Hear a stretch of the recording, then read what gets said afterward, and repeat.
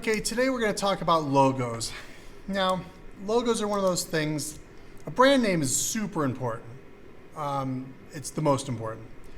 But if you have a really good logo, and I'm talking something that's very simple, timeless, let's not try to be trendy, what's going on now, but as far as a logo that can withstand a decade, so to speak, can be more powerful than anything.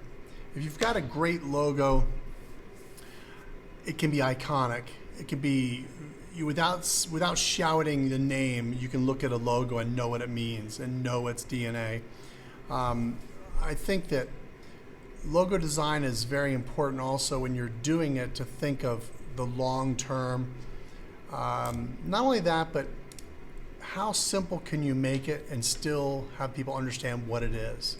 So when I say simple, and I think of like an Apple logo, or let's just think it as simple of McDonald's or FedEx or any of these, the reason, or I think the biggest reasons why people try to confuse this, and they think like, oh, the more I put in it, the more the logo is going to be cool. That's great.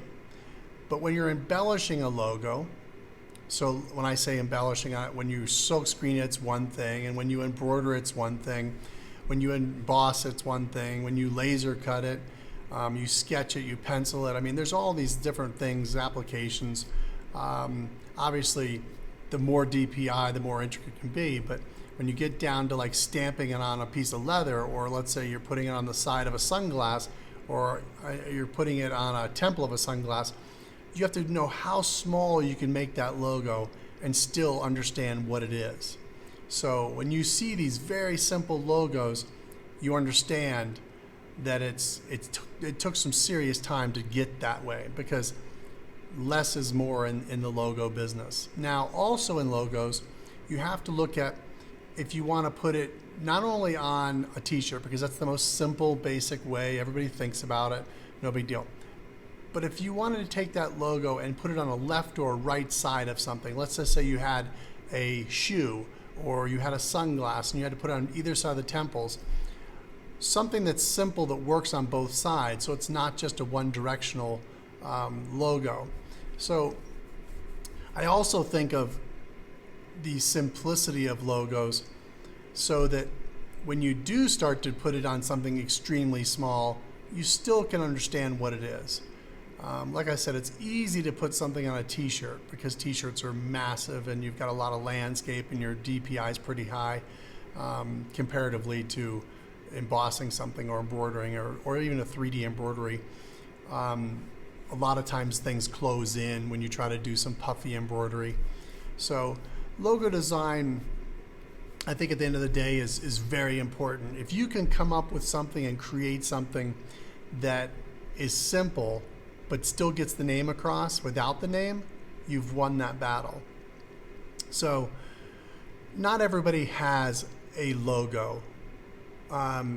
Typically they start with a name, and sometimes it morphs into a logo, or they create something that goes with it. You know, if it's like FedEx is a name, but it also created a logo with the arrow. So, you know, that's one of the things I really want to kind of look at, is when you're deciding your logo and deciding on what you want to do, think of the simplest format first.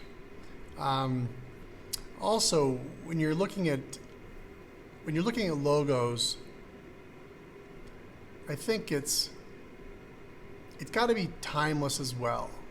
I think timeless is a really good key, because a lot of people, I you know, in certain eras of time, they want to distress something, or they want to add some flames, or they want to add all this extra stuff to it, and it really takes away from the logo itself. So that's fine if you want to, you know, mess around with a t-shirt graphic for that time. But as far as your corporate logo or your identity, and I'm from the surf and skate world and snowboard, action sports world, and you can look at logos such as a Quicksilver or Volcom or Hurley or any of these brands, and look at how they have to take that logo and put it on different products, hats, socks, you know, it could be, like I said, flip-flops, shoes, whatever, belts, wallets. And I think that's really, especially if you try to get down to like on a watch, how simple a Nixon logo is and how simple, you know that symbol and you understand, you're like, that's Nixon. Before you even see the name, you know it. And that's a quality, that's